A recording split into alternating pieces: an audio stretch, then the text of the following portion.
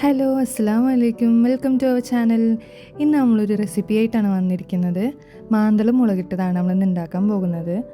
അപ്പോൾ നമുക്ക് റെസിപ്പിയിലോട്ട് കടന്നാലോ. അപ്പോൾ അതിനായിട്ട് നമുക്ക് ആദ്യം ഒരു ചട്ടി നമുക്ക് ചൂടാക്കാൻ അടുപ്പത്ത് വെക്കാം. ഹൈ ഫ്ലെയിമിലാണ് ഫസ്റ്റ് നമ്മൾ വെച്ചിരിക്കുന്നത്. ചട്ടി ചൂടായി വന്നതിന് ശേഷം നമുക്ക് അതിലേക്ക് 4 ടേബിൾ സ്പൂൺ കോക്കനട്ട് ഓയിൽ ചേർത്ത് കൊടുക്കണം.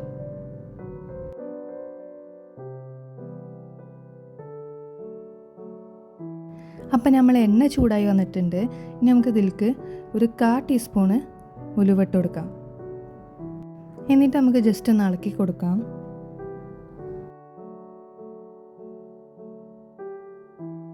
ഇനി നമുക്ക് ഇതിലോട്ട് ഒരു 6 അല്ലി വെളുത്തുള്ളി ചേർത്ത് കൊടുക്കാം. ചതച്ചതാണ് കേട്ടോ ഇവിടെപ്പം ചേർക്കുന്നത്.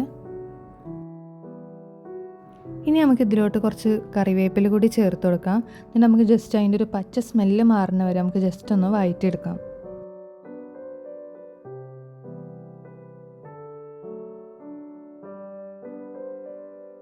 ഇനി നമുക്ക് ഒരു 10 മുതൽ 15 ചെറിയുള്ളിയാണ് നമ്മൾ ചേർത്ത് കൊടുക്കുന്നത് കേട്ടോ. ഇനി നമുക്ക് നന്നായിട്ടൊന്ന് ഇളക്കി കൊടുക്കാം. ഒരു ബ്രൗൺ കളറായി വരുന്നത് വരെ നമുക്ക് ജസ്റ്റ് ഒന്ന് വഴറ്റിയെടുക്കാം.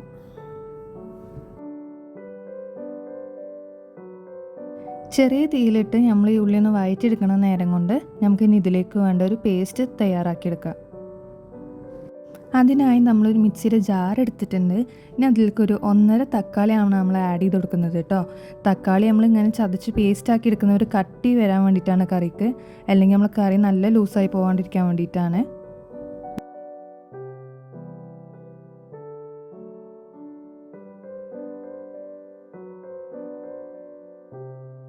അപ്പം നമുക്കിതിലേക്ക് ആഡ് ചെയ്ത് കൊടുക്കേണ്ടത് കാശ്മീരി ചില്ലി പൗഡർ 2 ടീസ്പൂണ്, പിന്നെ 1 ടീസ്പൂണ് സാദാ ചില്ലി പൗഡറും, പിന്നെ 1/2 ടീസ്പൂണ് മഞ്ഞൾപ്പൊടിയാണ് കേട്ടോ. പിന്നെ കുറച്ച് കറിവേപ്പിലയും കൂടി ആഡ് ചെയ്ത് കൊടുക്കണം. കാശ്മീരി ചില്ലി പൗഡർ നമ്മളൊരു കളറിന് വേണ്ടിയിട്ടാണ് കേട്ടോ നമ്മൾ ആഡ് ചെയ്യുന്നത്. ഇനി നമുക്കൊന്ന് പേസ്റ്റ് ആക്കി എടുത്തിട്ട് വരാം.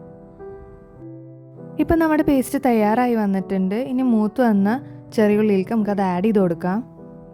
ആഡ് ചെയ്തിട്ട് നമുക്ക് നന്നായിട്ടൊന്ന് ഇളക്കിയെടുക്കാം കേട്ടോ.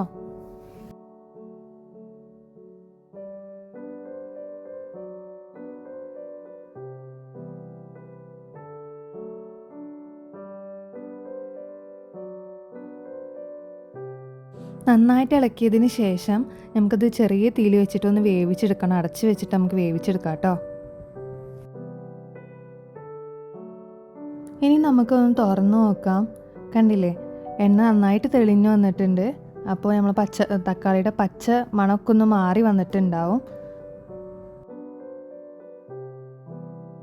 ഇനി നമുക്കിതിൽ പുളിയുടെ വെള്ളം ഒഴിച്ചു കൊടുക്കാം. ഓരോരുത്തർക്കും ഓരോ കണക്കിനനുസരിച്ചിട്ടാണ് കേട്ടോ. ഞങ്ങളുടെ ഒരു നെല്ലിക്ക വലിപ്പത്തിലുള്ള പുളിയാണ് എടുത്തിട്ടുള്ളത്. ഇനി നമുക്കിത് ജസ്റ്റ് ഒന്ന് ഇളക്കി കൊടുക്കാം. അതിനുശേഷം നമുക്ക് നമ്മൾ കറിയുടെ കൺസിസ്റ്റൻസി എങ്ങനെയാണ് വേണ്ടത് വെച്ചാൽ അതിനനുസരിച്ചിട്ട് വെള്ളം ആഡ് ചെയ്ത് കൊടുക്കുകയാണ് കേട്ടോ വേണ്ടത്. ചൂടുവെള്ളം തന്നെ ആഡ് ചെയ്യാൻ പ്രത്യേകം ശ്രദ്ധിക്കണം കേട്ടോ. പച്ചവെള്ളം ഒഴിച്ച് കഴിഞ്ഞാൽ ശരിയാവില്ല. പച്ചവെള്ളം ഒഴിച്ച് കഴിഞ്ഞാൽ ഒരു പച്ച ചോയ വരും കേട്ടോ. അതിന് വേണ്ടിയിട്ടാണ് നമ്മൾ ചൂടുവെള്ളം തന്നെ ഒഴിക്കുന്നത്. അപ്പോൾ ഇതുവരെ നമ്മൾ ഉപ്പ് ചേർത്ത് കൊടുത്തിട്ടില്ല. ഇനി നമുക്ക് ആവശ്യത്തിന് ഉപ്പാണ് ചേർത്ത് കൊടുക്കേണ്ടത്. ഞങ്ങളിവിടെ കല്ലുപ്പാണ് കേട്ടോ ചേർത്ത് കൊടുക്കുന്നത്. പിന്നെ ഒരു 1/2 തക്കാളിയും കൂടി നമുക്ക് ഇതിലേക്ക് ആഡ് ചെയ്യണം കേട്ടോ.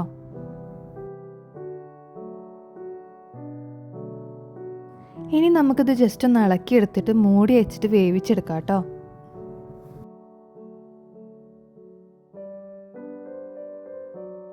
ഇനി നമുക്ക് ജസ്റ്റ് ഒന്ന് തുറന്ന് നോക്കാം. ഇപ്പോൾ നമ്മൾ കറിയൊക്കെ തിളച്ചിട്ട് നമ്മൾ ആവശ്യത്തിനുള്ള കൺസിസ്റ്റൻസി ആയിട്ടുണ്ട്. നമ്മൾ ഓരോരുത്തരുടെ കൺസിസ്റ്റൻസി അനുസരിച്ചിട്ടാണ് കേട്ടോ ചെയ്യേണ്ടത്. ഇനി നമുക്ക് ഇതിലോട്ട് മാന്തലാണ് കേട്ടോ ചേർത്ത് കൊടുക്കേണ്ടത്. നമ്മളിപ്പോൾ മാന്തൽ ഇടാൻ പോവാം കേട്ടോ. നമ്മളത് പ്രത്യേകം ശ്രദ്ധിക്കണം. നമ്മളിത് ഇളക്കി കൊടുക്കാൻ പാടില്ല. അപ്പോൾ നമ്മൾ മീൻ മൊത്തം കറിയിൽ ഉടഞ്ഞു പോവും. അപ്പോൾ നമ്മളിത് ഇളക്കി കൊടുക്കാണ്ട് ജസ്റ്റ് ഒന്ന് ആ മീനൊക്കെ അതിൽ മുങ്ങി കിടക്കുന്നത് പോലെ ആക്കി വെച്ചാൽ മതി കേട്ടോ.